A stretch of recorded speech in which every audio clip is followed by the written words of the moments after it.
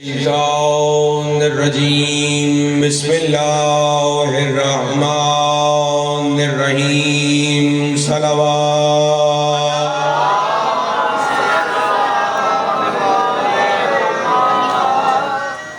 الحمدللہ رب العالمین والعاقبۃ للمتقین الصلاۃ والسلام علی خیر خلقہ محمد وآلہ اجمعین بلند صلوات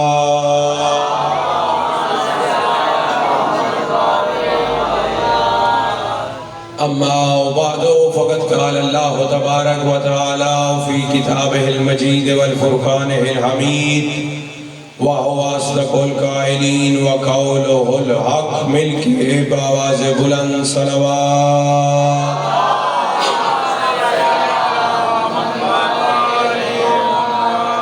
سب سے پہلے دعا کہوں خداوند کریم حاضرین کے دلی مقاصد پورے فرمائے یا رب محمد و آل محمد کی عزت و عظمت کا واسطہ بانیان کی توفیقات میں اضافہ فرما جو مومن جس طرح سے بھی عزاداری میں شریک ہے اس کے رزق میں اضافہ فرما یا رب محمد و آل محمد کی عزت و عظمت کا واسطہ جو بھی مومنین و مومنات سے دار فانی سے پوچھ کر گئے ہیں ان کے درجات بلند فرما خصوصاً سید شبیر حسنین کاظمی سید ناصر عباس کاظمی و جملہ مرحومین کاظمی سادات کے درجات بلند فرما سید فدا حسین شیرازی سید امداد حسین شیرازی خالد میر مرحوم اور حسنین شاہ کے درجات بلند فرما یا رب محمد و آل محمد کی عزت و عظمت کا واسطہ کاظمی برادران کی والدہ صاحبہ کو لمبی زندگی عطا فرما یا رب محمد و آل محمد کی عزت و عظمت کا واسطہ اس ذکر کے صدقے میں جو بے اولاد ہیں انہیں اولاد نرینہ سے سرفراز فرما خصوصاً سید مقداد مصطفیٰ کاظمی سید میسم کاظمی سید شوزف حسنین کاظمی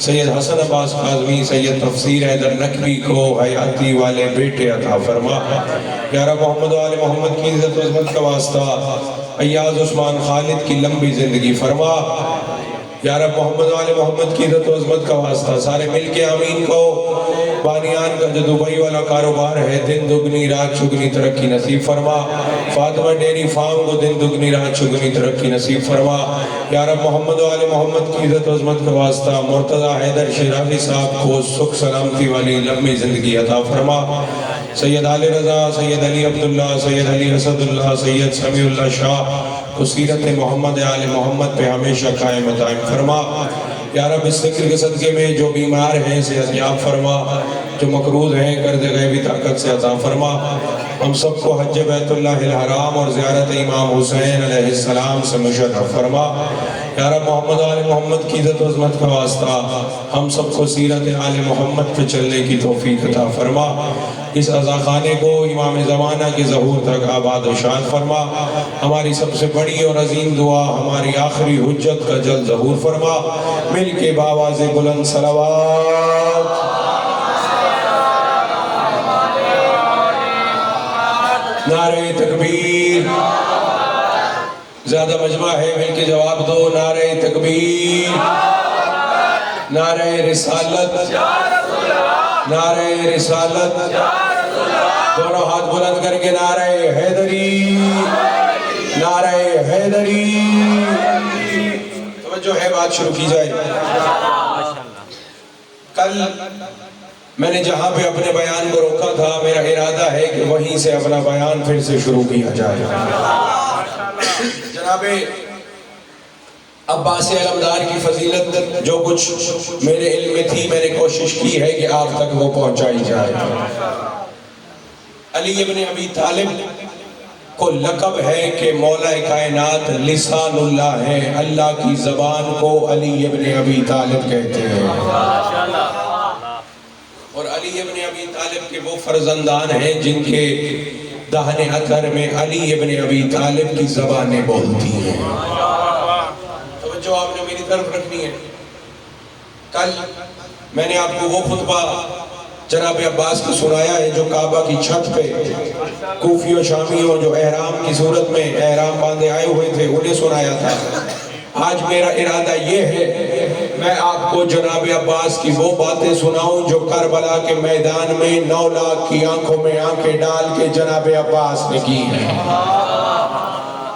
توجہ میری طرف رکھنی ہے۔ جناب عباس علمدار، کربلا کا میدان سبھی جانتے ہو، اجازت پانی لانے کی ملی تھی، لیکن مولا نے یہ بھی اجازت مانگی تھی، اے امام حسین مجھے یہ اجازت دیں کہ میں انہیں تعارف کر کے بتاؤں ہم کون ہیں، یہ سامنے والے کون ہیں، ہم کون ہیں، یہ سامنے جو رسول کے گھرانے سے لڑنے کے لیے آئے ہیں یہ کون ہے۔ توجہ آپ نے میری طرف رکھنی ہے۔ اردو زبان کے ایک بہت بڑے شاعر گزرے ہیں جناب میر انیس، میر انیس، وہ کلام لکھا ہے جس کے اوپر 14 کی مہریں لگ جایا کرتی تھی۔ یہ خطبے کا ترجمہ جناب میر انیس نے کیا ہے، میرا ارادہ یہی ہے وہ میں آپ کو سناؤں۔ جناب عباس علمدار 9 لاکھ فوج کے سامنے اپنے اشل گھوڑے پہ سوار ہیں۔ جناب عباس کی ظاہری 2 آنکھیں، سامنے 9 لاکھ ہیں، 9 لاکھ کی کل ملا کے 18 لاکھ آنکھیں بنتی ہیں، لیکن حیرانی کی بات یہی ہے ہر بندے کو یہ لگ رہا تھا کہ عباس میری آنکھ میں دیکھ رہا ہے،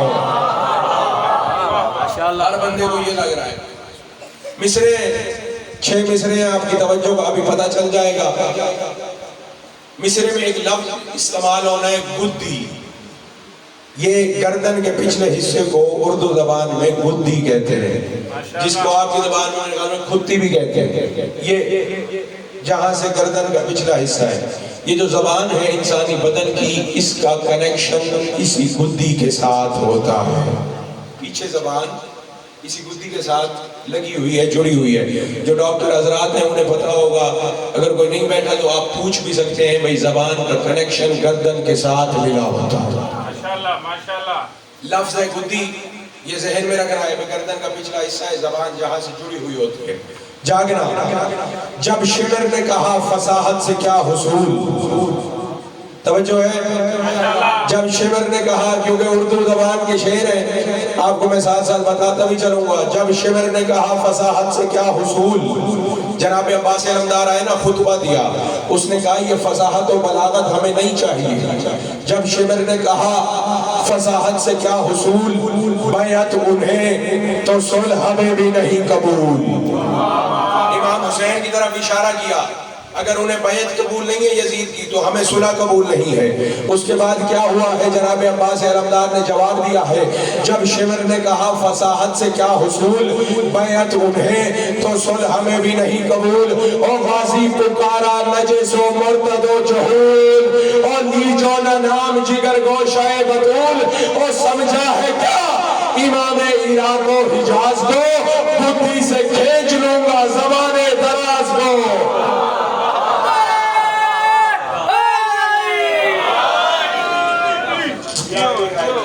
مل کے باواز بلند صلوات۔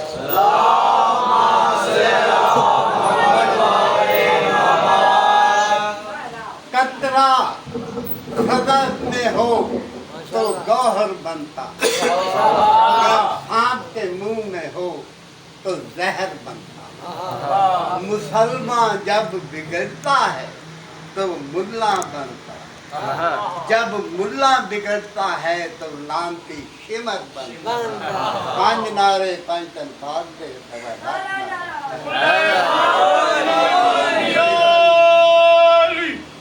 ایسے نہیں بھئی، دونوں ہاتھ بلند کرو، مل کے نعرہ حیدری۔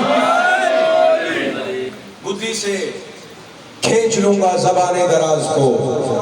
جاگنا، اب یہ اس نے دیکھا، اچھا مجھے اتنا بڑا جواب جناب عباس علمدار نے دے دیا ہے۔ جناب عباس علمدار اپنے گھوڑے پہ سوار ہیں، شمر آگے بڑھ کے کہتا ہے، اچھا آپ جو مجھے اتنی فصاحت و بلاغت میں جواب دے رہے ہو، آپ کو پتہ نہیں ہے ہم وہ ہیں کہ ہم نے آپ پہ پانی بند کر دیا ہے، ہم نے آپ پہ پانی بند کر دیا ہے۔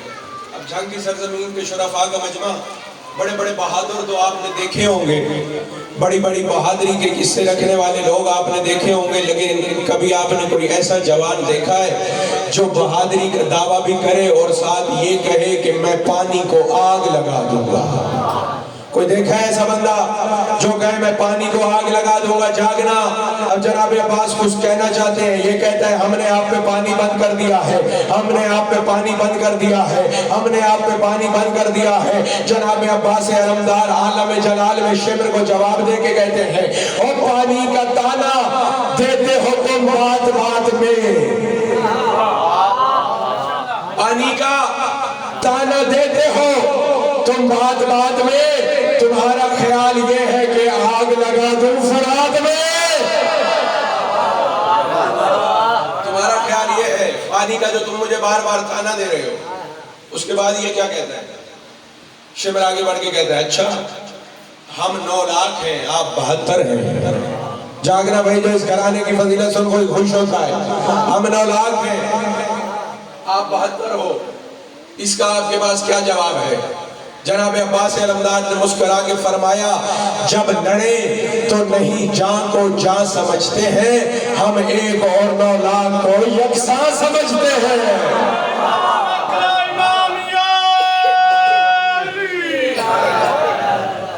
جب لڑیں تو نہیں جان کو جان سمجھتے ہیں، ہم 1 اور 9 لاکھ کو یکساں سمجھتے ہیں۔ اس کے بعد کیا کہتا ہے یہ لائن؟ یہ کہتا ہے، اچھا آپ جو 1 اور 9 لاکھ کو یکساں سمجھتے ہیں، آپ اکیلے میدان میں آئے ہو، ہم 9 لاکھ مل کے آپ پہ حملہ کر دیں گے۔ جاگرہ بھائی، جناب عباس نے کیا جواب دیا ہے؟ ہم 9 لاکھ مل کے آپ پہ حملہ کر دیں گے، پھر کیا ہوگا؟ جناب عباس علمدار نے عالم جلال میں فرمایا، شمر لئین سن، اور جب حملہ کرے چڑھا کے ہم آستین کو، حملہ کرے چڑھا کے اگر آستین کو، ہم آسمان سمیت الٹ دیں زمین کو۔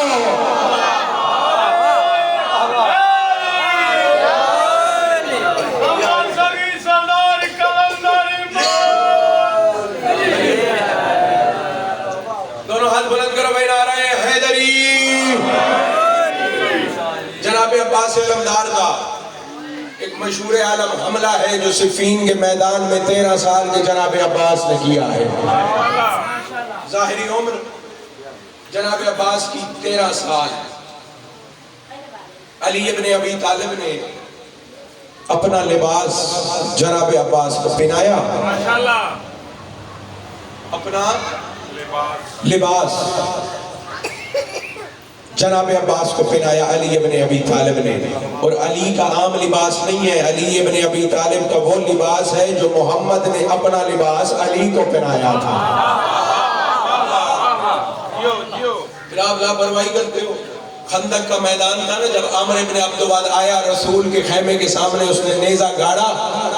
رسول، یہ وہی رسول ہے جو کائنات پہ رحمت بنا کے بھیجا گیا ہے۔ اسی رسول کے چہرے پہ جلال نمودار ہوا۔ عالم جلال میں رسول نے فرمایا، من لحاظ القلب، کوئی ہے جو اس کتے کی زبان بند کرے؟ جاگو بھائی، جاگ والو، یہ وہی رسول ہے جو رحمت بنا کے بھیجا گیا ہے۔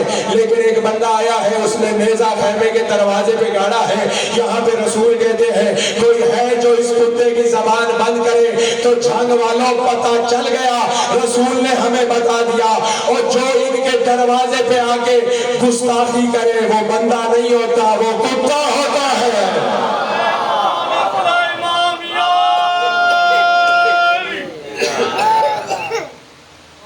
علی ابن ابی طالب کھڑے ہوئے، رسول نے کہا، علی ایک دفعہ رک جاؤ، آج باقیوں کو موقع دو۔ یہ ہر وقت مجھے کہتے ہیں ہمیں موقع علی نہیں دیتے۔ دوسری مرتبہ رسول خدا نے پوچھا، ہم ہے کوئی اس کی زبان بند کرنے والا؟ پھر کوئی نہیں اٹھا، علی اٹھے۔ رسول نے فرمایا، علی ابھی بھی بیٹھو، مجھے ایک مرتبہ پھر پوچھنے دو۔ ماشاءاللہ۔ تیسری مرتبہ رسول خدا نے فرمایا، بھائی من لحاظ القلب، کوئی ہے جو اس کتے کی زبان بند کرے؟ جاگنا، جاگنا۔ پھر علی ابن ابی طالب کھڑے ہوئے۔ رسول نے کہا، علی اگر جانا بھی ہے تو ایسے نہیں جانے دوں گا۔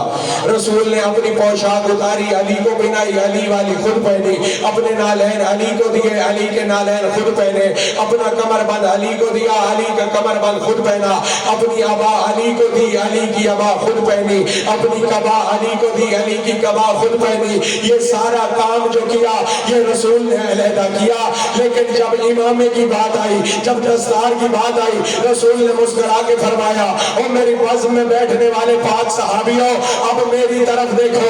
رسول نے اپنا امامہ اتارا، علی کے سر پہ رکھا، علی کا امامہ اتارا، اپنے سر پہ رکھا، اور رسول نے تو بات بتا دی ہے، اور جب میری زندگی میں میری دستار کا وارث علی ہے، میری زندگی کے بعد میری دستار کسی کے پاس نہیں جا سکتی۔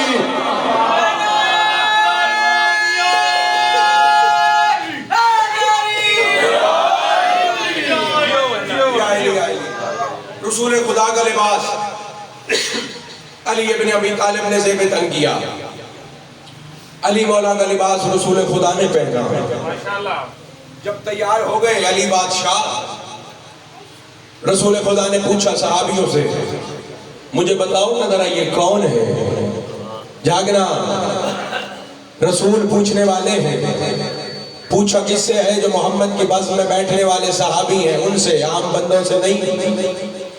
پوچھا کس کے بارے میں؟ آمستی ہے نہیں، کائنات کا امام علی ابن ابی طالب جو مشکل کشائے عالم ہے۔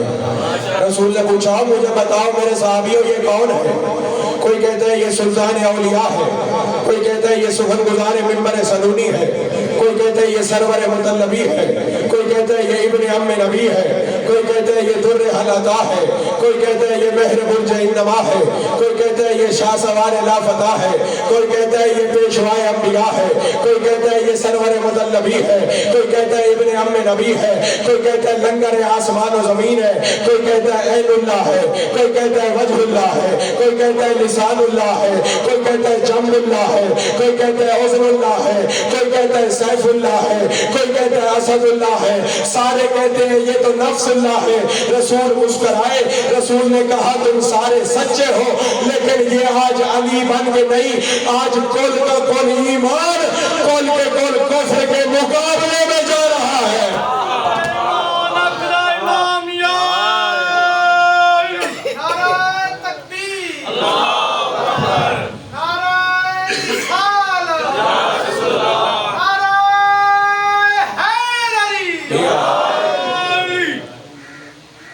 لباس رسول خدا نے اپنا لباس علی بادشاہ کو پہنایا۔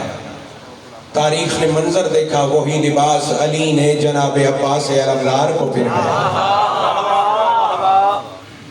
اپنی پوشاک جناب عباس کو پہنائی، اپنے نالین جناب عباس کو دیے، اپنی دستار جناب عباس کے سر پہ رکھی۔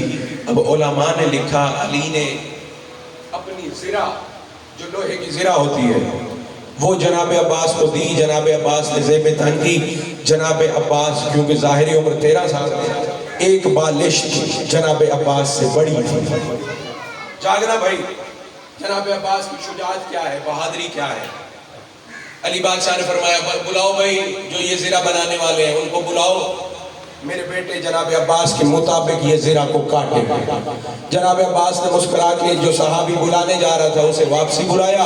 علماء نے لکھا کتابوں میں، میسم شاہ جی جناب عباس نے زرہ کو اتارا، اپنے دونوں ید اللہ ہاتھ زرہ پہ رکھے، لوہے کی زرہ کو عباس نے اس طرح چیرا جیسے چھوٹا بچہ کاغذ کو چیر دیتا ہے۔ لباس پہنا۔ جنگ صفین میں بھی، یہ فرات، دریائے فرات کا کنارہ ہے صفین، ایک طرف کربلا ہے، ذرا سے ہٹ کے صفین کا میدان ہے۔ اس میدان میں بھی جو کوفہ و شام کی فوجیں تھیں انہوں نے علی کے لشکر پہ پانی بند کر دیا تھا۔ یعنی ہمیں پتہ چل گیا جو بھی پانی بند کرتا ہے وہ ہمیشہ 14 کے خلاف لڑنے کے لیے آیا ہوتا ہے۔ پانی کے اوپر کوفہ و شام کی فوجیں مل کے بآواز بلند صلوات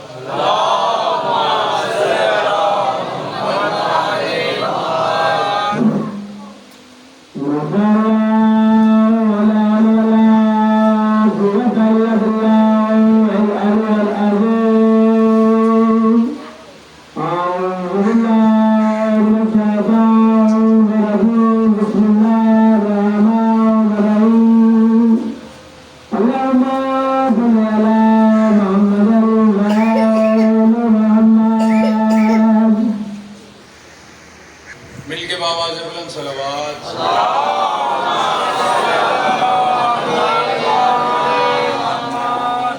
अली बादशाह ने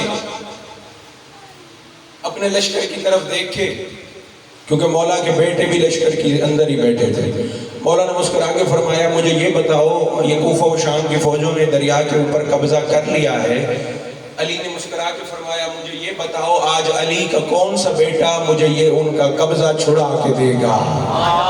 जागना भाई जागना अली वालों, जनाबे अब्दुल्ला अली इब्न अबी तालिब के फर्जंद है, वो भी आगे बढ़े, जनाबे इब्राहिम भी आगे बढ़े। जनाबे अब्दुल्ला ने मुस्कुरा के फरमाया बाबा मुझे 2000 का लश्कर दे दो, अपनी तलवार दे दो, अपना दुल्दुल दे दो, अभी सुबह की नमाज का वक्त है, मगरिब की नमाज से पहले मैंने ये कब्जा ना छुड़ाया तो मुझे अली का बेटा ना कहना।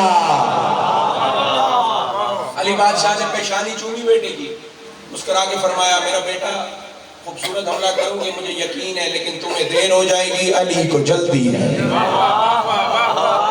जागना भाई जागना भाई, अली इब्न अबी तालिब को जल्दी है।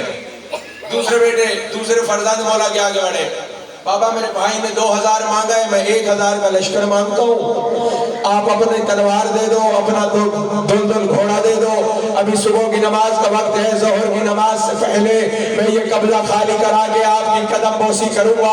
अली ने बेटे की पेशानी को छूमा, मुस्कुरा के फरमाया तू खूबसूरत हमला करेगा लेकिन तुझे देर हो जाएगी, अली को जल्दी है। तब जनाब अब्बास अलमदार आगे बढ़े, उम्र 13 साल है, बाबा मेरे भाइयों ने लश्कर मांगा है, मैं लश्कर भी नहीं मांगता, तेरी जुल्फिकार भी नहीं मांगता, तेरा दुल्दुल भी नहीं मांगता, और तू मेरी कमर पे हाथ रख, हुसैन से इजाजत लेके दे और मैं इस लश्कर के अंदर चला जाऊंगा और मैं मैमना को मैसरा करूंगा, मैसरा को मैमना करूंगा और मैं तेरे मुनकर की गर्दन काटूंगा, और पहले की गर्दन जमीन पे आने से पहले मैंने आखिर की गर्दन न काटी तो मुझे अब्बास न कहना।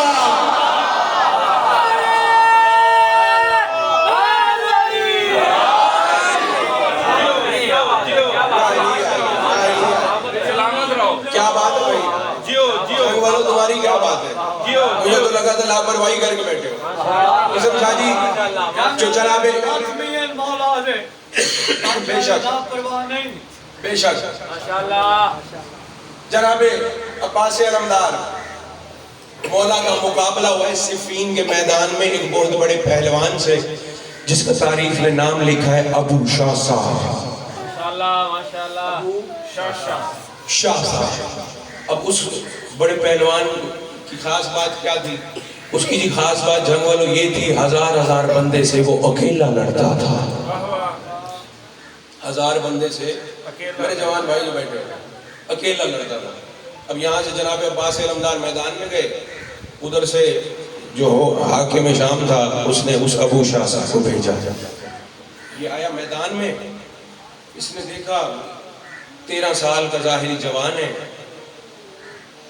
पीछे मुड़ के कहता है वो तुमने मेरी इज्जत में कमी कर दी है, और मैं अकेला हजार हजार बंदों से लड़ता था, तुमने मुझे 13 साल के बच्चे के सामने भेज दिया है।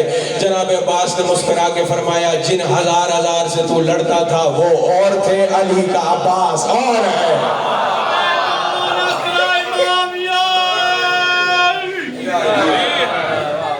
वो और थे, आज और है। अब मिसम शाह जी जो कूफा और शाम के फौजी हैं वो उस तरफ से ये मंजर देख रही हैं, अली बादशाह का लश्कर इस तरफ से ये ऐसे मंजर देख रहे हैं, दोनों फौजों के दरमियान मैदान है, उसमें दोनों सवार जनाब अब्बास अलमदार अबू शाह साहब अपने अपने घोड़े पे बैठे। अब किताबों में रिवायात में उलमा ने लिख दिया कि भाई जंग शुरू हुई दोनों सवारों की, वो कहते हैं दोनों सवार, देखना मेरी तरफ, मैंने आज देखना मेरी तरफ, दोनों जवान दोनों सवार लड़ रहे हैं, 13 साल के जनाब अब्बास अबू शाह साहब हजार बंदों से अकेला लड़ने वाला। अब ये फौजें कहती हैं हमने देखा तलवारों की जो टकराने के बाद चमक पैदा होती है, हमें वो नजर आती थी, क्योंकि घोड़ों के ऊपर बैठे थे, घोड़ों के सुमों से मट्टी गर्द धूल उड़ रही थी। अब हमें नजर नहीं आ रहा भाई जवान दोनों लड़ कैसे रहे हैं, हमें सिर्फ इतना नजर आ रहा था कभी कभी तलवारें टकराती थी, उनकी चमक हमें नजर आ रही थी। अब اب یہ جو میں نے آپ کو پہاڑ سے بڑا مولا کی فضیلت کا جملہ سنانا ہے، یہ میسم شاہ جی جوش خطابت میں اس کا وہ لطف آ ہی نہیں سکتا جو آپ کو آرام سے سنانے میں آنا ہے۔ جوش والے ذاکر خطیب تو آپ بڑے خوش سنتے ہو نا، آج پتہ چل جائے گا جو آرام والا جملہ، جو ادب والا جملہ، وہ آپ کیسے سنتے ہو۔ جنگ والوں تمہارا معیار دیکھنے لگا ہوں۔ صحابی کہتے ہیں ہم نے دیکھا گرد زیادہ ہے، ہمیں نظر نہیں آ رہا بھائی لڑ کیسے رہے ہیں، لیکن ہمیں تلواروں کی ٹکرانے کی چمک نظر آتی۔ تھوڑی دیر کے بعد جب مٹی بیٹھی، گرد بیٹھی، ہم حیران ہوئے۔ جناب عباس علمدار بھی اپنے گھوڑے پہ بیٹھے ہیں، ابو شاہ بھی اپنے گھوڑے پہ بیٹھا ہے۔ فوج کہتی ہے ہم نے دیکھا بھئی لڑ تو رہے تھے، گھوڑے بھی حرکت کر رہے تھے، تلواریں بھی چل رہی تھیں، کچھ بھی نہیں ہے۔ جناب عباس علمدار اپنے گھوڑے پہ بیٹھے، ابو شاہ اپنے گھوڑے پہ بیٹھا ہے۔ صحابی دوڑتے ہوئے علی ابن ابی طالب کی خدمت میں آئے، ہاتھ جوڑے، مولا آپ بھی دیکھ رہے تھے، ہم نے بھی دیکھا ہے، لڑنے کی آواز آئی ہے، تلواروں پہ ٹکرانے کی آوازیں آئی ہیں، چمک ہم نے دیکھی ہے، لیکن جب گرد بیٹھی ہے، دھول بیٹھی ہے، دونوں جوان، دونوں لڑنے والے، دونوں سوار اپنے اپنے گھوڑوں پہ بیٹھے ہیں۔ علی نے مسکرا کے فرمایا صحابیوں پریشان نہ ہو، ابھی ایک لمحہ رکو، عباس اپنی فضیلت خود بتائے گا۔ جناب عباس اپنے راہوار پہ، ابو شاہ صاحب اپنے گھوڑے پہ۔ اب یہاں سے مولا کا لشکر دیکھ رہا ہے، جاگنا جنگ والوں ابھی پتہ چل جائے گا۔ ادھر سے کوفہ و شام کی فوجیں دیکھ رہی ہیں۔ جناب عباس علمدار نے پھر اپنی تلوار نکالی، دیکھنا میری طرف، جناب عباس نے اپنی تلوار نکالی، دونوں سوار گھوڑوں میں بیٹھے ہیں، ابو شاہ کے کندھے پہ رکھی اپنی تلوار کی نوک۔ جناب عباس علمدار نے بے اعتنائی سے تھوڑا سا دھکا دیا، آدھا ابو شاہ ادھر گر گیا، آدھا ادھر گر گیا۔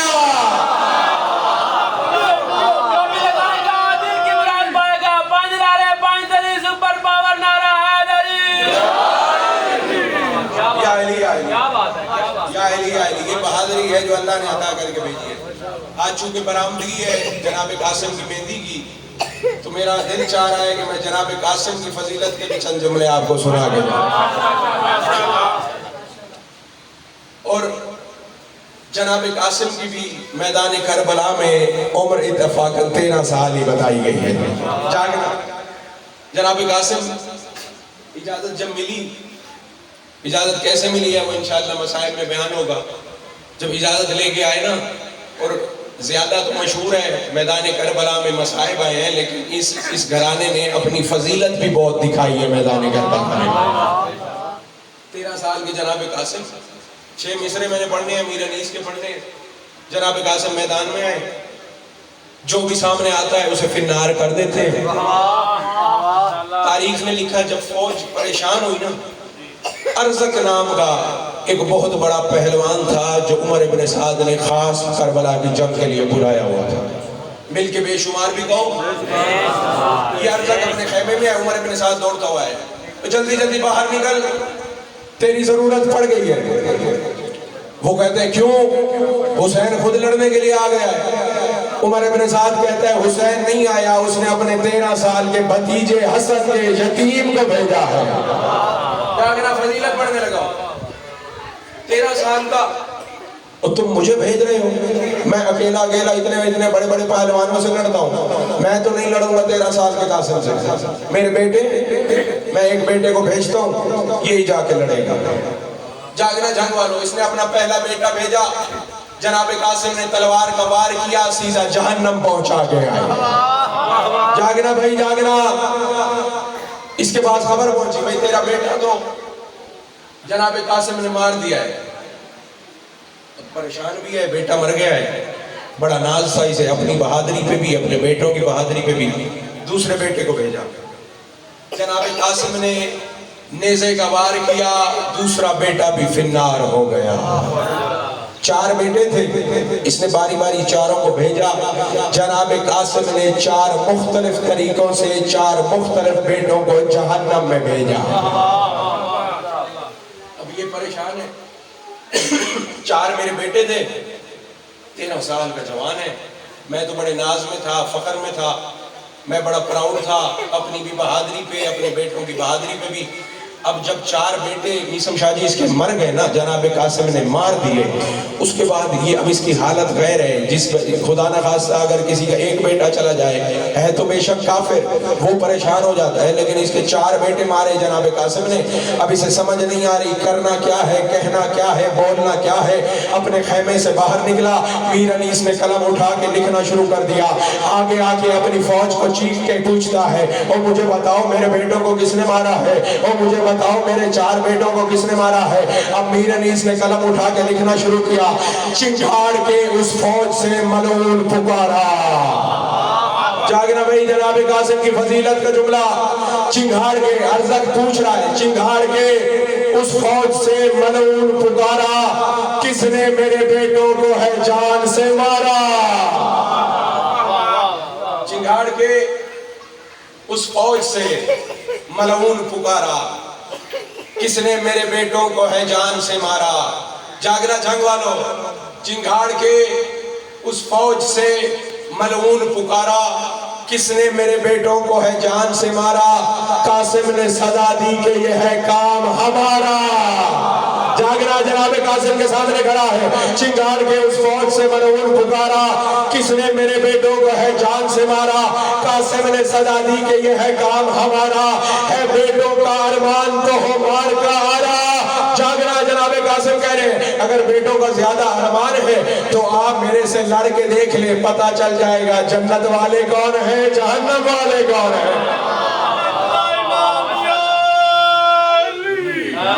مل کے بھائی دونوں ہاتھ بلند کرو، مل کے نعرہ حیدری۔ چنگھاڑ کے اس فوج سے ملعون پکارا، کس نے میرے بیٹوں کو ہے جان سے مارا۔ قاسم نے صدا دی کہ یہ ہے کام ہمارا، ہے بیٹوں کا ارمان تو ہو مار کا آرا۔ اور ان بازیوں میں زور ہے خالق کے ولی کا، تو عرضہ کے شامی ہے میں پوتا ہوں علی کا۔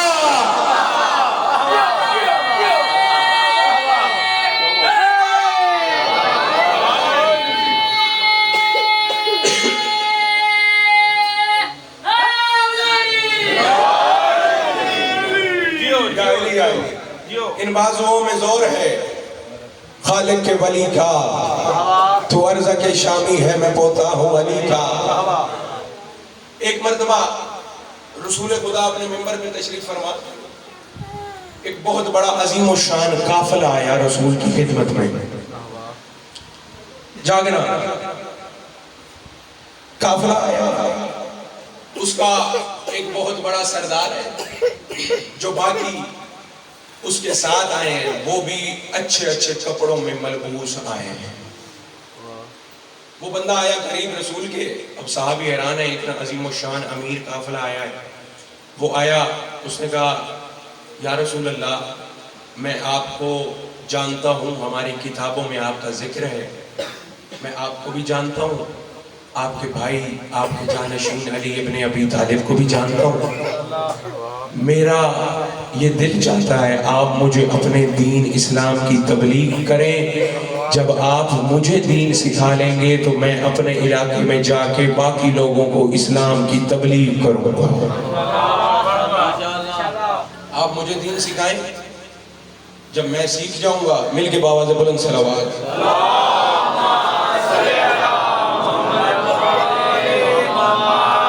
جب میں دین سیکھ جاؤں گا میں جاؤں گا اپنے علاقے،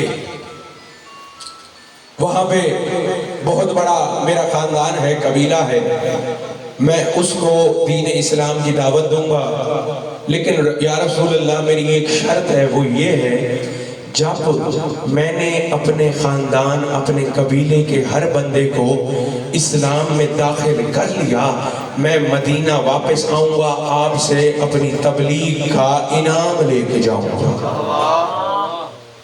جناب ابو سمسام، تاریخ نے نام لکھا بھائی اس ہستی کا نام جناب ابو سمسام۔ رسول خدا مسکرائے، رسول نے فرمایا میں تجھے اسلام کی تبلیغ کرتا ہوں، تو پھر اپنے علاقے جانا، وہاں پہ جا کے تم اسلام کی تبلیغ کرنا. جب تم نے آخری بندہ اسلام میں داخل کر لیا، میں محمد مصطفیٰ تمہیں کہہ رہا ہوں تم واپس آنا، میں محمد تمہیں انعام دوں گا. جاگنا بھائی. خاندان سخی کریم کتنا ہے. وہ کہتا ہے یا رسول اللہ انعام کی بات تو ہو گئی، انعام میں آپ سے واپس آ کے لوں گا، لیکن میں نے عام انعام نہیں لینا. رسول نے فرمایا بھائی وہی رسول ہے جو حکم خدا سے بولتا ہے. رسول نے فرمایا بتا کون سا انعام لے لینا. کہتا ہے میں آپ سے 100 اونٹ انعام میں لے کے جاؤں گا. جاگنا بھائی. میں آپ سے 100 اونٹ انعام میں لے کے جاؤں گا. رسول مسکرائے، فرمایا جب تو آخری بندہ اسلام میں داخل کر لے گا میں محمد وعدہ کرتا ہوں جب تو واپس آئے گا میں محمد تجھے 100 اونٹ عطا کروں گا. ابو سمسام نے پھر کہا یا رسول اللہ خالی اونٹ نہیں لینے ہیں. رسول نے فرمایا کون سے اونٹ لینے ہیں؟ ابو سمسام کہتے ہیں ہاتھ جوڑ کے یا رسول اللہ کالے رنگ کے 100 اونٹ لے کے جاؤں گا. رسول مسکرائے. رسول نے فرمایا جب تو واپس آئے گا میں محمد وعدہ کر رہا ہوں تجھے کالے رنگ کے 100 اونٹ دوں گا. اب عرب کے لوگ حیران ہیں بھئی ظاہری تو کوئی اونٹ نہیں ہے، محمد مصطفیٰ وعدہ کیے جا رہے ہیں بھئی 100 اونٹ دینے ہیں، عام اونٹ بھی نہیں دینے، کالے رنگ کے اونٹ دینے ہیں. ابو سمسام نے پھر کہا یا رسول اللہ ہاتھ میں نے باندھے ہوئے ہیں، دسترستہ گزارش ہے جب میں واپس آؤں گا آپ سے میں خالی اونٹ نہیں 100 لے کے جاؤں گا کالے رنگ کے، بلکہ وہ اونٹ لے کے جاؤں گا جن کی آنکھیں سرخ کوئلے کی طرح چمک رہی ہوں گی. آرام سے سنو، توجہ سے سنو. رسول خدا نے مسکرا کے فرمایا ابو سمسام میں محمد وعدہ کرتا ہوں جب تو واپس آئے گا سرخ آنکھوں والے 100 کالے اونٹ میں محمد تجھے دوں گا. اب ابو سمسام مانگ کیسے رہا ہے، رسول خدا عطا کیسے کر رہے ہیں. پھر کہتا ہے ابو سمسام یا رسول اللہ خالی اونٹ نہیں لوں گا، جواہرات سے لدے ہوئے 100 کالے اونٹ لے کے جاؤں گا. رسول نے مسکرا کے فرمایا ابو سمسام میں جو محمد ہوں میں تجھے کہہ رہا ہوں جب تو واپس آئے گا جیسے تو نے اونٹ کہے ہیں میں محمد تجھے ویسے اونٹ عطا کروں گا. کہتا ہے مولا آپ نے کہہ دیا بات پکی ہو گئی، لیکن میں یہ چاہتا ہوں آپ مجھے ایک تحریر بھی بنا کے دیں. رسول خدا مسکرائے، فرمایا علی ابن ابی طالب یا علی تحریر لکھو جب ابو سمسام واپس آئے گا میں محمد وعدہ کر رہا ہوں اسے 100 اونٹ دوں گا، رنگ کالا ہوگا، آنکھیں سرخ ہوں گی، جواہرات سے لدے ہوئے ہوں گے. تحریر بن گئی. رسول خدا نے مہر لگائی. ابو سمسام نے اس تحریر کو چوما، اپنے پاس سنبھال کے رکھ لیا، اپنے علاقے واپس چلا گیا. تبلیغ کرتا رہا. کچھ عرصے کے بعد تبلیغ مکمل ہوئی، ہر بندہ اسلام میں داخل ہو گیا. جتنا قافلہ پہلے لے کے آیا تھا اس سے ڈبل، اس سے دوہرا عظیم قافلہ لے کے مسجد نبوی کے دروازے پہ آ گیا. جاگنا بھائی جو اس خاندان کی فضیلت سن کے خوش ہوتے ہو، پتہ چلے نا ان سے مانگنا کیسے ہے، یہ عطا کیسے کرتے ہیں. مسجد نبوی کا دروازہ ہے، اسے آتے ہوئے دیر ہو گئی، رسول خدا دنیا سے جا چکے تھے. اب یہ حیران ہے بھئی ممبر کے اوپر ہستیاں اور بیٹھی ہیں. پہلے ہستیاں جو بیٹھی تھی وہ نہیں ہیں، نہ محمد مصطفیٰ ہیں، نہ علی ابن ابی طالب ہے، نہ سلمان ہے، نہ میسم ہے، نہ ابو ذر ہے، نہ کمبر ہے، نہ مقداد ہے. مسجد کے اندر داخل ہوئے، باقی عرب کے لوگ بیٹھے تھے، انہوں نے دیکھا اتنا عظیم الشان قافلہ ہے، آگے بڑھ کے ان کا استقبال کیا. ابو سمسام نے کہا رسول خدا کہاں ہے؟ آگے سے وہ عربی لوگ پکار کے کہتے ہیں رسول خدا تو دنیا سے چلے گئے ہیں، اگر آپ نے کچھ اسلام کے نام پہ دینا ہے تو ہم رسول کی جگہ بیٹھے ہیں، آپ ہمیں دے دیں. ابو سمسام نے مسکرا کے فرمایا او عربی لوگوں آج میں کچھ دینے نہیں اپنا ادھار واپس لینے آیا ہوں. آج دینے والی بات لینے والی بات نہیں، اگر آپ نے کچھ لینا ہے تو پھر وہ علی ابن ابی طالب کا دروازہ ہے، وہ علی جانے آپ کا ادھار جانے. یہ لینے والے تھے نا، یہ لینے والے تھے، دینے والے اپنے گھر میں بیٹھے. جناب سلمان نے اتفاقاً دیکھا ابو سمسام کو. جناب سلمان کو یاد آیا یہ تو وہی ابو سمسام ہے جو تحریر بنوا کے گیا تھا. ایک چھوٹا پیارا خوبصورت صندوق ہے، اس کے اندر ابو سمسام نے وہ تحریر چھپا کے سنبھال کے رکھی ہوئی. مسجد سے جواب ملا، جناب سلمان نے کلائی میں ہاتھ ڈالا. ابو سمسام گھبرا نہیں، تیرا اتنا بڑا ادھار ہے، یہ تو کیا ان کا کوئی باپ بھی نہیں دے سکتا. آج تجھے اس کے در پہ لے جاؤں جو تیرا ادھار بھی دے گا، اس کے علاوہ بھی تجھے چیزیں عطا کرے گا.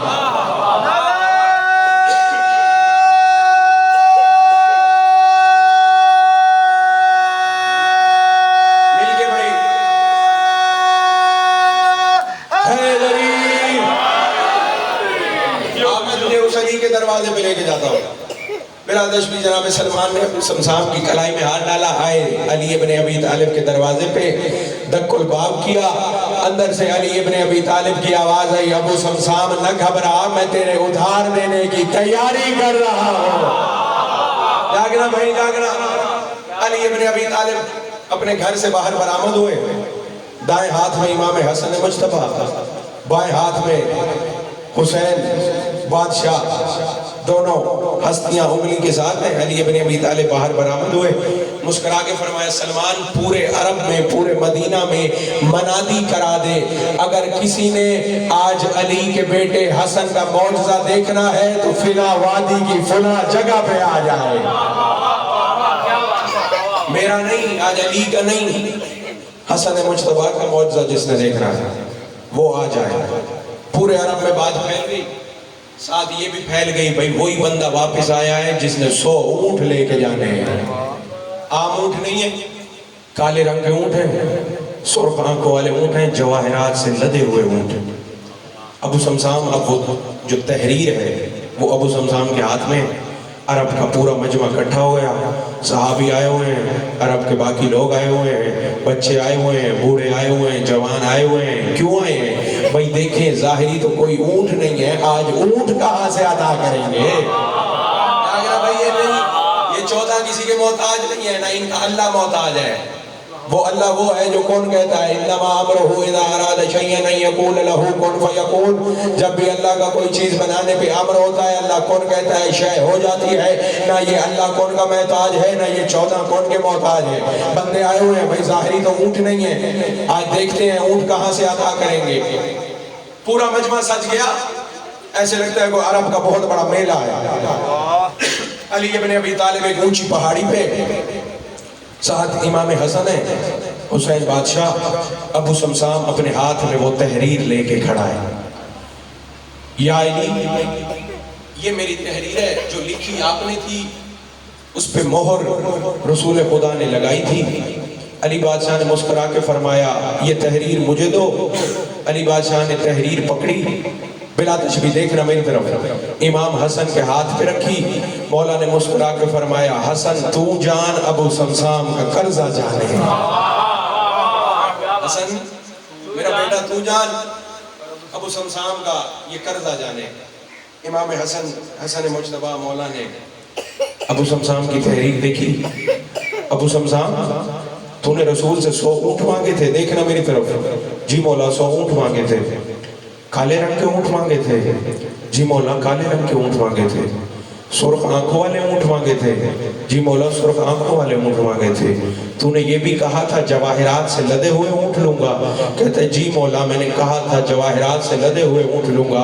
حسن مجتبیٰ نے مسکرا کے فرمایا، او ابو سمسام، تو نے اونٹوں کی ہر بات رسول کو بتائی تھی، اور تو نے یہ نہیں بتایا تھا اونٹوں کی مہار کیسی ہونی چاہیے. اور جا حسن تجھے انعام دینے لگا ہے، تیرے اونٹوں کی مہار عام مہار نہیں ہوگی، یاقوت احمر کی بنی ہوئی بہاریں ہوگی.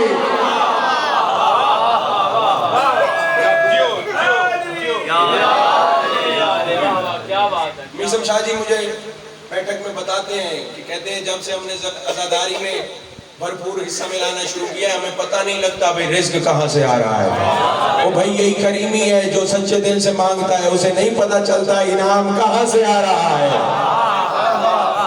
ایسے ہے یہ نہیں ہے. امام حسن نے فرمایا، تو نے مہاروں کی تو بات ہی نہیں کی تھی، یہ علی کا بیٹا تجھے انعام دینے لگا ہے، تیرے اونٹوں کی مہاریں یاقوت احمر کی بنی ہوئی ہوں. مولا آپ کی کرم نوازی ہے، لیکن مجھے میرے اونٹ نظر نہیں آ رہے. جاگنا، میرے اونٹ مجھے نظر نہیں آ رہے، علی ابن ابی طالب بھی کھڑے ہیں، حسین بادشاہ بھی کھڑے ہیں۔ امام حسن مجتبیٰ نے فرمایا پورا عرب کا مجمع دیکھنے والا ہے۔ امام نے فرمایا ابو سمسام وہ سامنے پتھر دیکھ رہے ہو، پہاڑی کے دامن میں پتھر پڑا ہے؟ جی مولا دیکھ رہا ہوں۔ اس پہاڑی کے دامن میں جاؤ، اس پتھر کے قریب جاؤ، اس پتھر کو جا کے یا علی مدد کہو، تمہارے اونٹ جانے، حسن مجتبیٰ جانے۔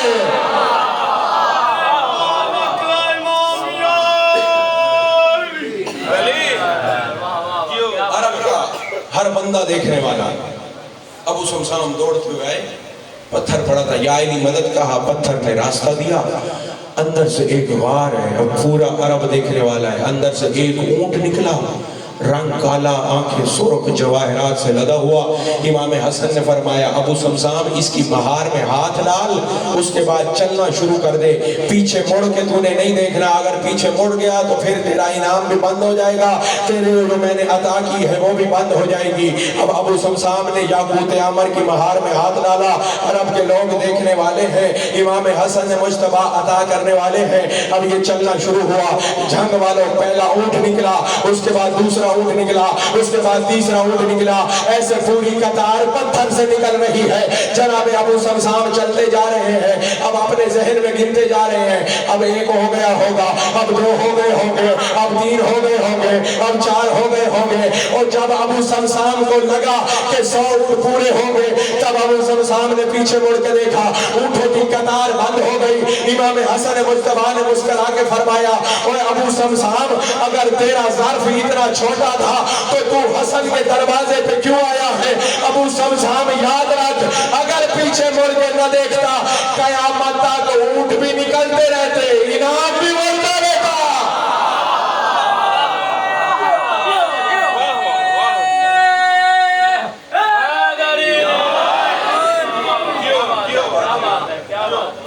بابا سے بلند صلوات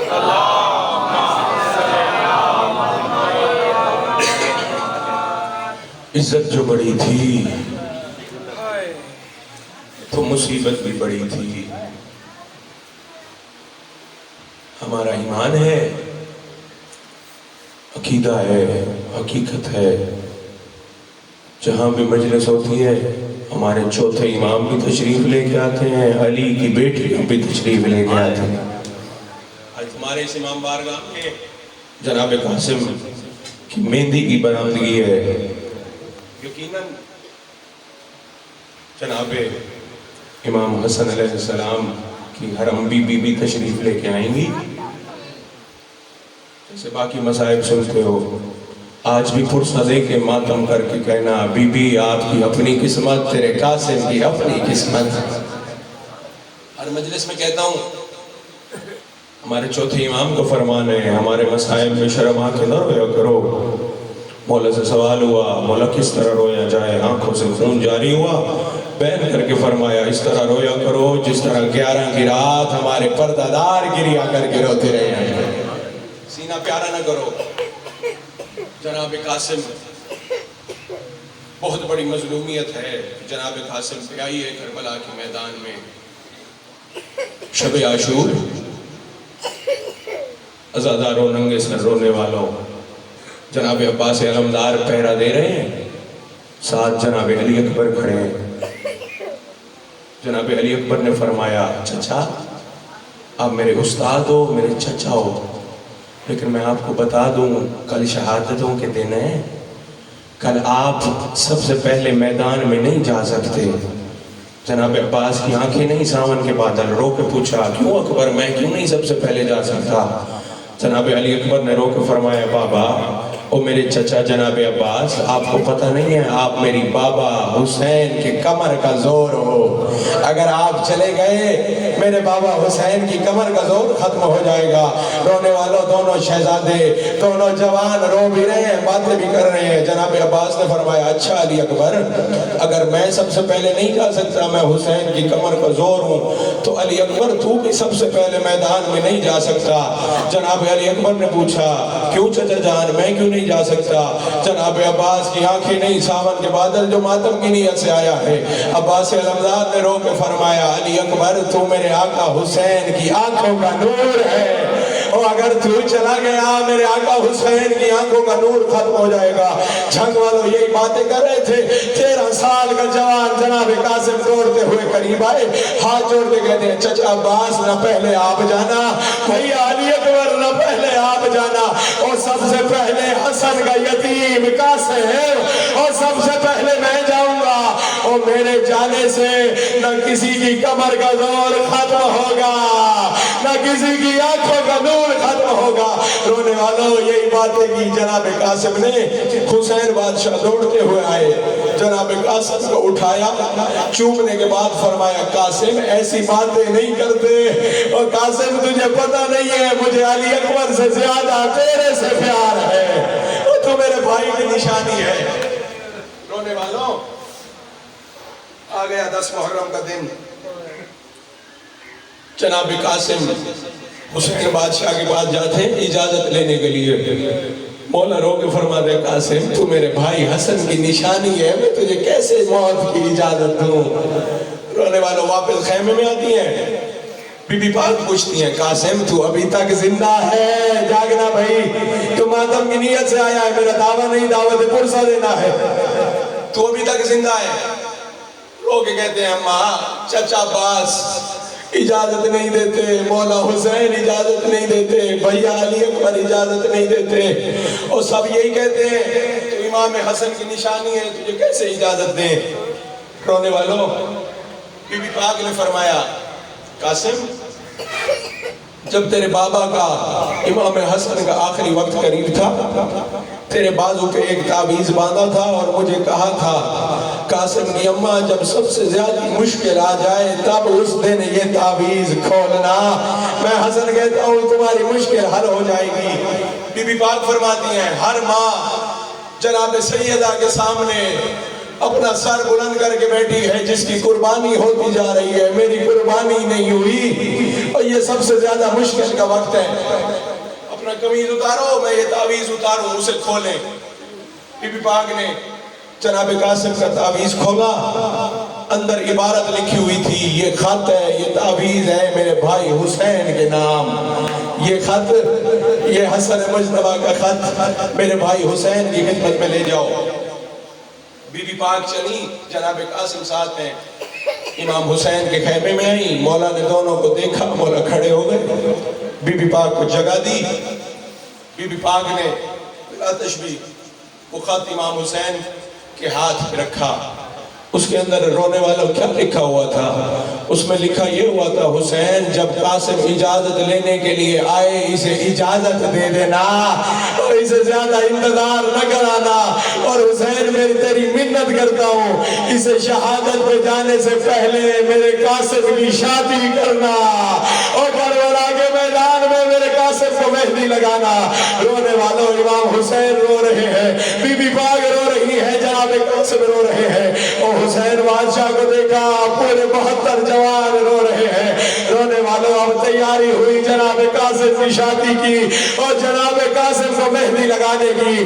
اب علی کی علی بیٹی نے ساری مستورات کو جمع کیا، اب مہندی ہے لگانے کے لیے پانی نہیں ہے، اور جو پانی تھا 7 محرم کا بند ہو گیا ہے۔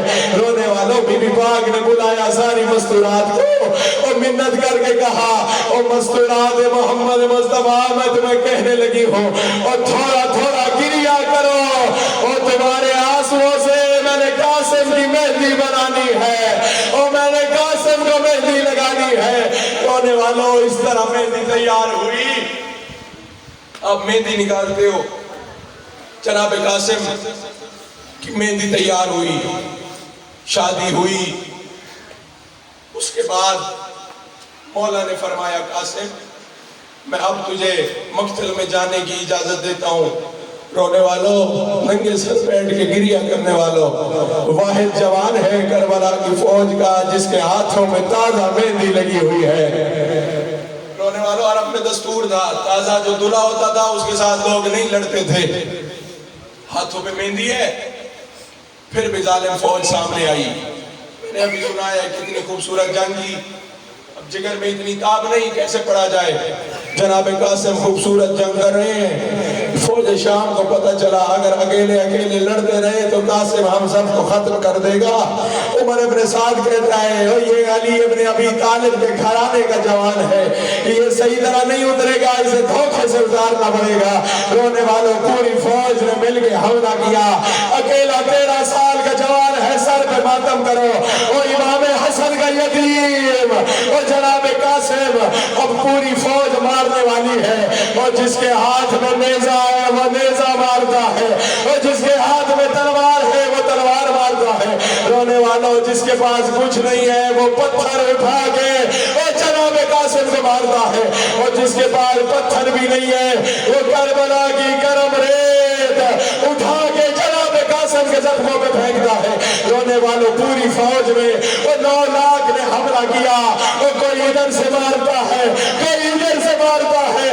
تھوڑی دیر کے بعد ایک ظالم نے وار کیا اور جناب قاسم زین میں سنبھل نہیں سکے، وہ زین سے اترتے ہوئے جناب قاسم نے آواز دی، او میرے چچا حسین یتیم کا آخری سلام۔ اور جناب قاسم اور زین سے زمین پہ آئے، علماء نے لکھا ہے اور جب زین پہ تھا تو قاسم تھا، اور جب زمین پہ آیا تو تقسیم ہو گیا۔ رونے والوں جناب قاسم زندہ تھے اور مشرق والے گھوڑے مغرب کی طرف، مغرب والے گھوڑے مشرق کی طرف۔ رونے والوں امام حسین بڑی مشکل سے آئے، اور جس نے مہندی لے کے آنی ہے تیاری کرے۔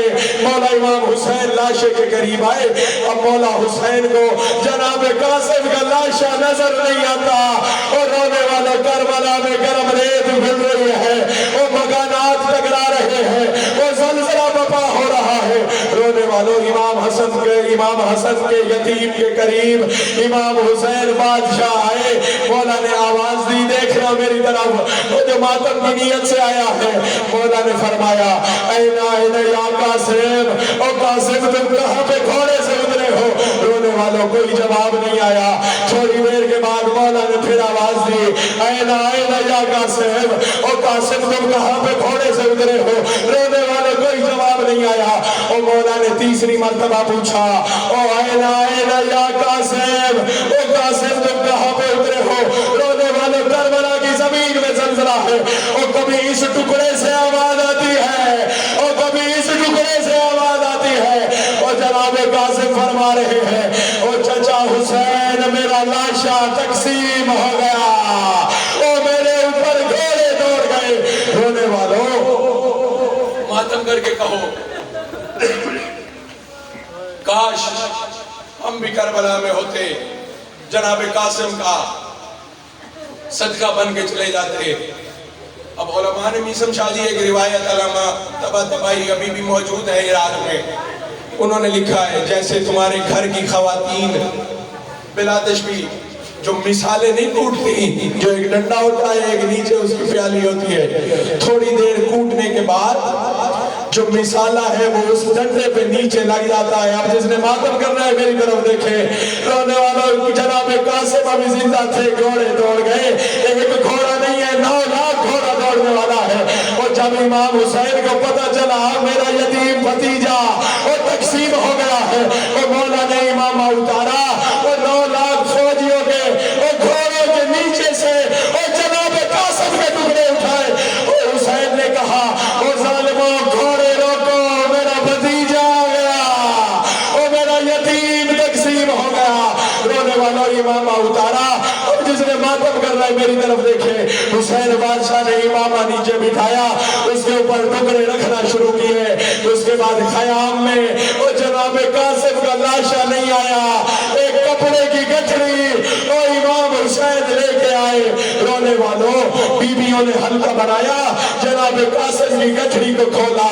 اب کوئی بیوی کہتی ہے ویران مدینہ، کوئی کہتی ہے برباد مدینہ، کوئی کہتی ہے یا حسن تیرا اپنا نصیب، کوئی کہتی ہے قاسم تیرا اپنا نصیب۔ رونے والوں جناب ام فروا اب اپنے ٹکڑے جناب قاسم کے ٹکڑوں میں بی بی پاک کا ہاتھ ہے، ایک ٹکڑا اٹھاتی ہے رکھ دیتی ہے، دوسرا اٹھاتی ہے رکھ دیتی ہے۔ علی کی علی بیٹی جناب علی نے پوچھا او بھابی اماں مجھے یہ بتاؤ وہ قاسم کے لاشے میں